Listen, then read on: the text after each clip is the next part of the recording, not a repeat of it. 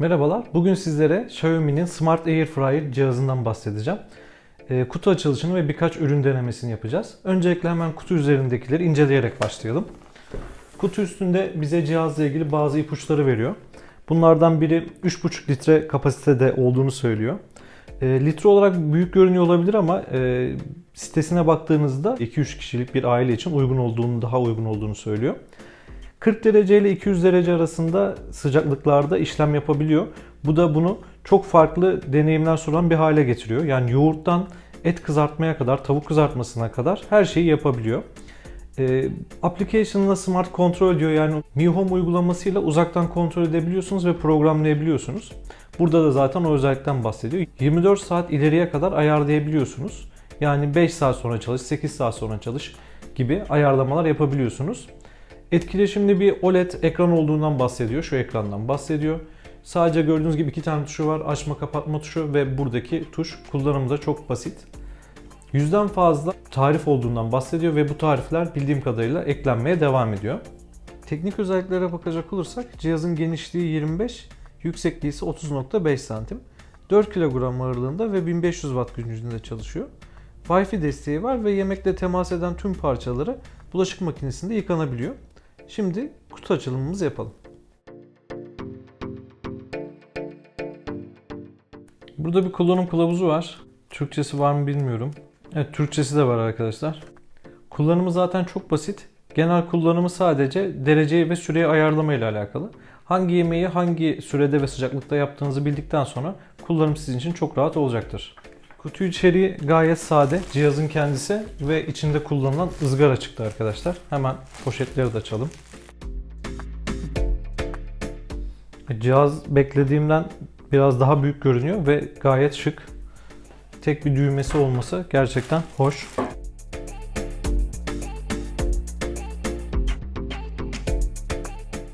Şu içinde ayrı bir hazne daha var. Burada köşelerde küçük kauçuk kısımlar var arkadaşlar. Bunu taktığınızda yağ aşağıya doğru süzülüyor ve içine yağ atsanız bile çok da yağlı olmamasını sağlıyor. Zaten olay burada. Çok daha sağlıklı gıdalar elde edebilmek. Kitapçığı inceledim. Şimdi oradaki önemli bilgilerden size bahsedeyim. Hava girişi şu gördüğünüz kısımlardan yapılıyormuş arkadaşlar. Hava çıkışı ise bu arkada gördüğünüz şuradaki kısımdan yapılıyor. Bu arada parçaların şu 3 parça, yani şu parça, şu içindeki parça ve şu gördüğünüz ızgara, üçü de arkadaşlar bulaşık makinesinde yıkanabiliyor. Zaten insanın şunları tahmin ediyor ama şu tepsiyi de emin olmak için tekrar kitapçıkta inceledim, okudum. Tepsiyi de bulaşık makinesinde yıkayabiliyorsunuz. Bir de önemli olarak şöyle bir şey söylemiş. Buradaki malzemenin kaplama olduğunu, onun için bunu yerleştirirken dikkatli bir şekilde yerleştirmeniz gerektiğini ve çizmemeniz gerektiğini söylemiş. Zaten bunun içinde, yani çizilmemesi için de şu köşelerin kauçuk malzemeden yapıldığını ve gıdayla uygun olduğunu yazmış arkadaşlar. Eğer fazla malzemeniz yoksa sadece şu kısmı kullanmanız sizin için yeterli olacak. Yani bunu yerleştirip yiyecekleri bunun üzerine koyabilirsiniz. Ama fazla malzeme varsa bunun üzerine yerleştirdikten sonra bunu koyuyorsunuz ve kalan yiyecekleri de bunun üzerine diziyorsunuz. Yani 2 kat fazla malzeme pişirebiliyorsunuz.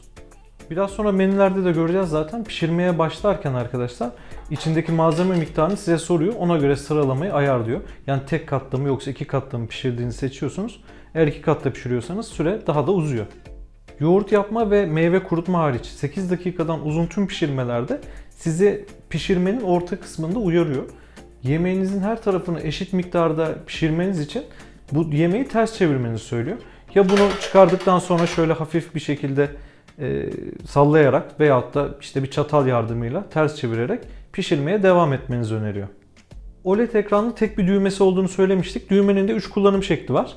Birincisi bu şekilde döndürerek menüler arasında geçiş. İkincisi basmak, bir seçimi seçmek anlamında.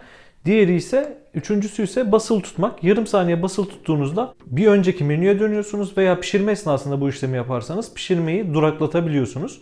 Açma kapatmak içinse burada dokunmatik bir tuş var. Hemen açılır açılmaz wireless'a bağlanıp bağlanmak istemediğimi soruyor. Yes demek için basıyorum. Şu an wireless'a bağlanmaya çalışıyor. Bunu şuradaki ışığın yanıp sönmesinden anlıyorum arkadaşlar. Wireless bağlantısı sağlandığında o yanıp sönmüyor. Direkt orada görünür hale geliyor. Şu an İngilizce bana çeşitli seçenekler sunuyor gördüğünüz gibi. Hemen ayarlar kısmına gidip dili değiştiriyorum. Türkçe desteği var. Buradaki dokunmatik, alttaki düğme ise dokunmatik değil arkadaşlar. Alttaki düğme birazcık daha manuel. Gördüğünüz gibi artık açıp kapatsak bile tekrar Türkçe olarak devam ediyor. Patates kızartması ayarı mesela. İçine girdiğimizde biraz önce söylediğim buydu. Yarım tam. Eğer iki kademeyi de doldurduysanız tamı seçmeniz gerekiyor. Sadece alt kademede veya üst kademede ızgara kademesinde yapıyorsanız yarımı seçmeniz gerekiyor. Yarım dediğinizde bakın şu an çalışmaya başladı bile. Bu arada bu sayede sesi de duyabilirsiniz. İlk çalışması şu an ve 15 dakika olarak varsayılan değer olarak 15 dakika olarak geldi. Sıcaklığı 200 derece olarak kendisi ayarlamış. Onu da buradan istediğiniz gibi ayarlayabiliyorsunuz. Veya süreyi de 15 dakika olarak ayarlamış ama siz daha kızarmış seviyorsanız buradaki süreyi de tekrar ayarlayabilirsiniz. Kendi isteğinize göre arkadaşlar. Durdurmak isterseniz bir kere daha basıyorsunuz. Duraklatıldı gördüğünüz gibi. İşte çevirmeniz gerekirse bu şekilde bu aşamada çıkartıp çevirebilirsiniz. Tekrar yerleştirdiğinizde de arkadaşlar bastığınızda tekrar çalışmaya devam edecektir. Şimdi ürünü iptal etmek için söylemiştim. Basılı tutmak istiyorum. Evet. Şimdi patates kızartmasını bu sefer tam olarak seçelim. Biraz önce yarım seçtiğimizde gördüğünüz gibi 15 dakika ve 200 derece olarak seçmişti, ayarlamıştı. Bakın tam olarak seçtiğimde süreyi 25 dakikaya çıkardı. Ama söylediğim gibi yine burada da istediğiniz gibi süreyi ayarlayabiliyorsunuz arkadaşlar. Bunlar varsayılan, önerilen değerler. Yani tabii ki sizin için optimum değerin ne olduğunu süre daha ilerleyen sürelerde kullandıkça anlayacaksınız. Şimdi bunu da iptal edelim. Diğer seçeneklere bakalım. Tavuk, balık, biftek, karides, sebze, kek, kuru meyve. Bakın meyveleri kurutma seçeneği uzun süre ve az kademede çalışarak meyveleri kurutabiliyor. Bu da programlama. Yani işte 8 saat sonra çalışsın, 10 saat sonra çalışsın. Sabaha hazır olsun, akşam eve geldiğimde hazır olsun gibi seçenekler. Tabi burada seçenek bayağı kısıtlı. Sonuçta içinde et bırakıp veya tavuğunuzu içinde bırakıp akşam geldiğimde hazır olsun deyip bırakıp gidemezsiniz arkadaşlar. Ama böyle bir seçenek de koymuşlar. Şimdi ayarlar kısmına tekrar geçip burada bakalım başka ne var. Burada dil ve Wi-Fi'den başka bir seçenek yok. Wi-Fi'yi etkinleştir veya Wi-Fi devre dışı bırak gibi seçenekler var. İlk olarak patates kızartmasını denemek istiyorum. Zaten en çok alma sebebimiz buydu. Çünkü kızartma gerçekten çok ağır kokuyor ve evde yapmak istemiyoruz artık. Ve sağlıksız olduğu için de uzun süredir tüketemez hale geldik. Şimdi birazcık üstüne zeytinyağı atacağım. Herhangi bir baharat atmadım, görüntüsünü değiştirmesini istemiyorum. Ve birazcık da tuz ekleyeceğim sadece. Güzelce karıştırıyorum. Şimdi hiç ızgara falan kullanmadan, çünkü ızgara kullanırsam alta düşme ihtimali var. Direkt buraya koyacağım. Biraz fazla gibi görünüyor ama bakalım, en azından denemiş olacağım. Koyunca aslında çok da fazla görünmedi gözüme. Şöyle her tarafa yayılmasını sağlıyorum. Şimdi buradan patates kızartmasını seçeceğim.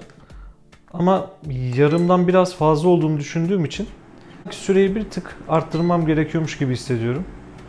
Yani şöyle 20 dakikaya ayarlayabilirim gibi geliyor. Şimdi bekliyoruz. Şu an sesli uyarıyla lütfen yemeği sallayın diye bir uyarı verdi. Bu bahsettiğim şey eşit şekilde kızarması için bunu 1 veya 2 kez yapabiliyor. Durduruyorum. Duraklattım. Şöyle çıkardım. Bakın yavaş yavaş hatta pişmeye başlamış bile. Şu şekilde sallıyorum. Ters düz olması için tekrar yerine yerleştiriyorum. Tekrar bastığımda kaldığı yerden pişirmeye devam ediyor. Şu anda 5 dakika kaldı gördüğünüz gibi. Ben bir durdurup bakmak istiyorum durumun nasıl olduğuna. Çünkü bana önerdiği 15 dakikaydı, yani bu süreydi. Evet, şunlar bazıları gerçekten güzel kızarmış gibi görünüyor. Tabii ki çok sıcak. Bakın şuralar ama hala çiğ görünüyor. Birbirine değen kısımlar. Hatta araya ben daha iyi kızarması için bir şöyle sallama daha ekleyebilirim. Bir deneyeyim şunu. Arkadaşlar kesinlikle hani yağda, gerçek yağda kızarmış gibi değil. Ama kötü mü derseniz o da kesinlikle değil. Bir süre daha pişmesi gerektiğini düşünüyorum sadece. 5 dakikayı tamamlamam bile gerek yok gibi geliyor. Şöyle başlatayım, 1-2 dakika daha pişmesi yeterli olacak.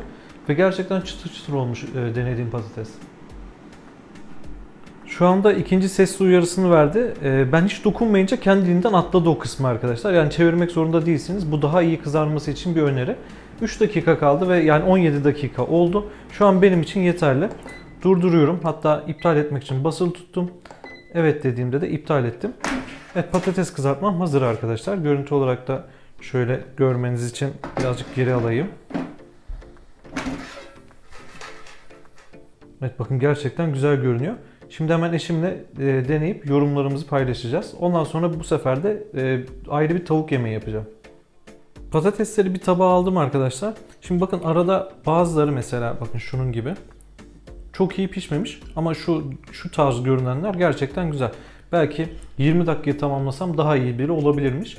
Ve o sallama kısmı gerçekten önemli. Sallama kısmını iyi yaparsanız gerçekten güzel bir sonuç çıkıyor. Eşimle ikimiz de şu fikirdeyiz. Kızartma normal yağda kızarttığınızla çok yakın değil aslında. Ama kendine özgü ve lezzetli olduğunu söyleyebilirim. Tabi birazcık baharat falan atılsa çok daha lezzetli olabilirdi. Ben görüntüyü etkilememesi için özellikle baharatsız yaptım. Şimdi de başka bir tavuk deneyeceğim. 2 tane tavuk göğsünü ortadan kesip arkadaşlar incelttim. Üzerlerine çok az yağ atıyorum. Zeytinyağı kullanacağım yine. Bu işlemleri iki taraf için de yapacağım arkadaşlar. Şimdi önce bu tarafı halledeyim. Üzerine tuz, karabiber, kekik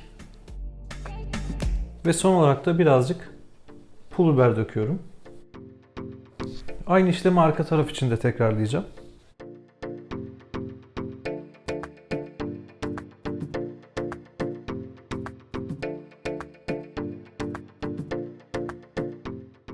Evet, tavuklarım hazır. Şimdi Airfryer'e yerleştirebilirim.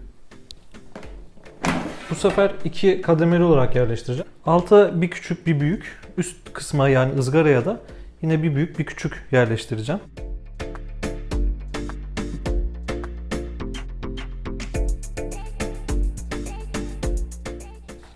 Yine menüye giriyorum. Bu arada arkadaşlar bu seçimlerin aynısını telefon üzerinden de yapabiliyorsunuz. Tabii ki hangisi daha kolayınıza gelirse de şu an telefonla ben çekim yaptığım için buradan göstermek istedim. Tavuğu seçtim. Çift kat diyorum. Ve direkt 25 dakika olarak başlıyor. Sıcaklığı da kontrol edeyim. Sıcaklık olarak 180 dereceyi seçmiş. Yine tabii ki kendiniz bunu değiştirebilirsiniz. Ben hiç dokunmayacağım. Onun önerilerinde 2 kata da dizdim ve sonuç nasıl olacak bekleyeceğim. Yine yemeği sallayın diye uyarı geldi. Direkt çektiğimizde bu arada arkadaşlar duraklıyor. Duraklatmanıza gerek yok. Şu andan bile daha güzel görünüyor arkadaşlar. Şu üsttekileri rahat olduğu için şu şekilde ters çevirebilirim. Ama alttakiler için sadece şöyle bir sallama yapacağım. Yoksa biraz uğraştırılması gerekecek. Bakalım nasıl sonuçlanacağını göreceğiz. Direkt taktığımda tekrar çalışmaya devam ediyor. Biraz önce ikinci kez çevirme uyarısı verdi. Bu sefer alttaki tavukları da çevirdim. Üzerindeki ızgarayı tezgaha alınca gayet rahat oldu. Şimdi beklemeye devam ediyorum. Şu an hala 2 dakika var gibi gösteriyor arkadaşlar ama bence artık yeterince pişti. Şöyle çıkartıp size de göstereyim. Bakın özellikle üsttekiler daha iyi kızarıyor arkadaşlar. Hemen şöyle tabağa da alalım. Tabii şu an gerçekten güzel görünüyor ama lezzetini deneyince ancak yorumlayabiliriz. Alttakileri almak için bunu çıkartıyorum. Alttakiler üsttekilere göre bir tık daha az pişmiş. İşin aslı. Bunları daha az pişmiş sevenlere verebilirsiniz arkadaşlar. Bir tanesini denemek için alacağım. Sonra yine sizinle yorumumu paylaşacağım. Şimdi en az pişmiş gibi görünenin içini göstererek şöyle pişmişliğini görmenizi istiyorum arkadaşlar. Şöyle bakın. Gerçekten sulu görünüyor. Hemen bir deneyeyim. Evet, patateste de bunda da arkadaşlar haşlanmışa yakınlık hissi var işin aslı. Ama ben gerçekten bunu da çok beğendim. Çok lezzetli olmuş. Biz özellikle dediğim gibi artık evde hiç kızartma yapamaz hale gelmiştik. Hem kokusundan hem sağlıksız olmasından dolayı. Eğer siz de bizim gibi aynı durumdaysanız kesinlikle öneririm. Diğer airfryer'ları hiç denemedim. Onun için karşılaştırma yapamıyorum. Ama biz bunda aradığımızı bulacağız gibi görünüyor. Şimdi sizlere uygulama üzerinden nasıl kontrol edeceğinizi ve nasıl bağlayacağınızı göstermek istiyorum. Tabi bunun için önce Mi Home uygulamasını indirmeniz gerekiyor. Böyle bir ekran karşınıza çıkacak. Cihaz eklemeye tıkladığınızda cihazınızı bulacak. Buradan cihazınızı seçip wireless, o anda sizin bağlı olduğunuz wireless'ın parolasını gireceksiniz. Buradaki bağlantı yapıldıktan sonra bir süre beklemeniz gerekiyor.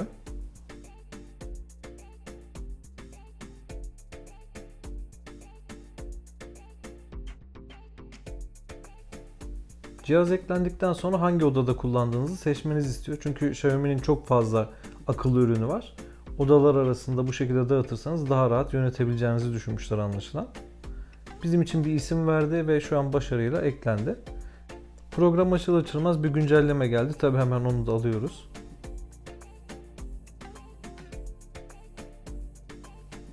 Gördüğünüz gibi burada cihazın ekranında gördüğümüz seçeneklerin aynısı var. Ayrıca alt tarafta bir özel tarif seçeneği var. Buraya tarifiniz için bir isim verip pişirme sıcaklığı ve pişirme süresini kendiniz ayarlayabiliyorsunuz. Buradaki programları seçtiğinizde programlarla ilgili bilgileri görebiliyorsunuz. Örneğin bifteğin sıcaklığı veya patates kızartmasının süresini ve sıcaklığını görebiliyorsunuz.